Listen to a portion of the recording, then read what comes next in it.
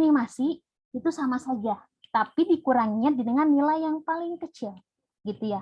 Nah, paling kecil. Nah, tentunya pada saat berkaitan dengan nilai yang paling kecil, nah tadi kerugian atau misalnya kesalahan dalam pemeriksaan dan yang lainnya. Nah, misalnya diperolehlah gitu ya data seperti tadi. Maaf, ini bukan 333 ya.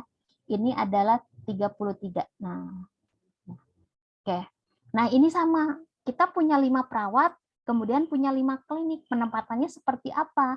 Karena ini minimasi, berarti dikuranginya nilai yang paling kecil. Sama, operasinya adalah baris dan kolom. Gitu ya. Nah, pada saat berbicara baris dan kolom, tentunya mana yang paling kecil? 23. Mana yang paling kecil? 26. Baris ketiga. Nah, kebetulan ini ada 2.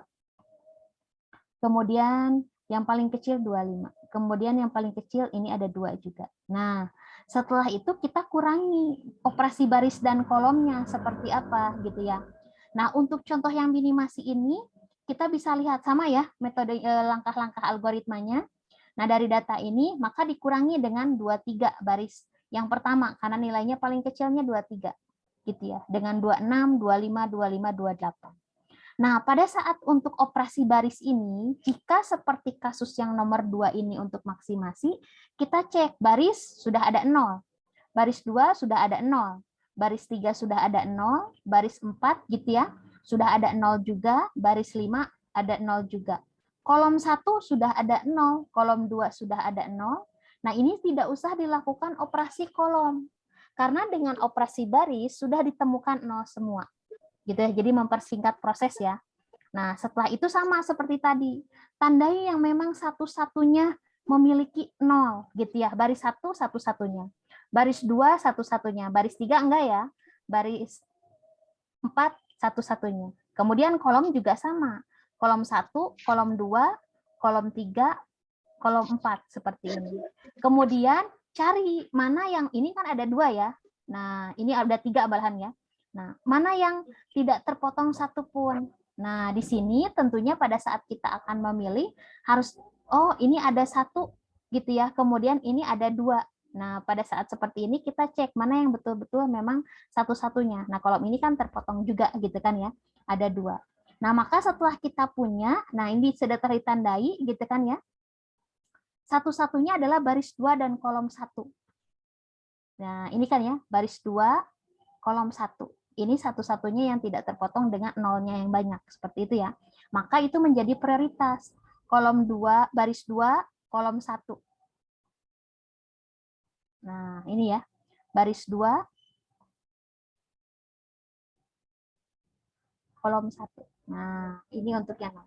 Maka perawat yang ini gitu ya, perawat yang baris 2 kolom 1 ini adalah menjadi prioritas gitu ya.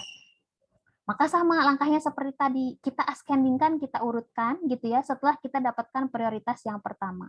Nah, baris 2 kolom 1 berarti pada saat kita ambil baris 2 kolom 1, nah gitu ya. Ini berada di ANI dengan maka sama tadi di sini kita peroleh yang ini kan gigi tadi ya. Kemudian yang dia ini di sini 2525, kemudian ini 25, kemudian nah ini juga 28. Nah, setelah itu kita cari mana yang paling kecil lagi gitu ya, di ascending lagi seperti tadi. Nah, tentunya pada saat di ascending di sini bisa terlihat langsung.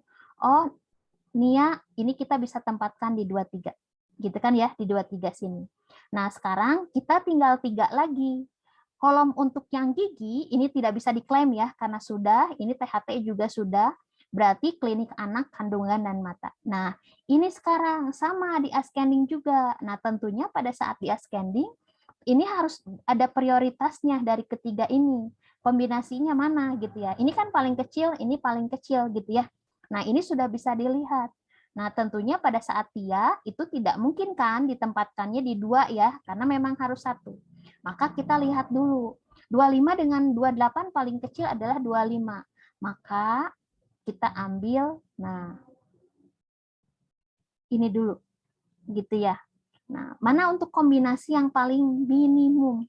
Kalau tadi maksimum, ini minimum. 25 dengan 32 atau 25 dengan 29. Ternyata 25 dengan 29 yang lebih kecil. Nah, berarti untuk Tia itu di mata gitu ya. Kemudian untuk kita itu di kandungan seperti itu. Nah, untuk yang ini tentu tetap ya Ati di anak. Nah, untuk teman-temannya. Sebetulnya untuk metode Hungarian ini yang pertama adalah prioritasnya. Gitu ya, yang pertama, kemudian sisanya adalah kita urutkan secara scanning atau rescanning yang diambil yang paling kecil pokoknya dulu gitu ya. Kalau minimasi. Kalau maksimasi diambil yang paling besar seperti itu. Nah, ini untuk contoh penugasan minimum dan maksimum. Nah, saya harap ini sebetulnya lebih mudah ya untuk kasus minimasi dan maksimasi. Nah, nanti bisa dicoba juga untuk contohnya gitu ya. Di sini ada beberapa contoh latihan, jadi bisa dikerjakan untuk memahami dari kasus metode Hungarian atau penugasan pemetaannya satu ke satu gitu kan ya. Ada minimasi dan maksimasi untuk contoh kasus.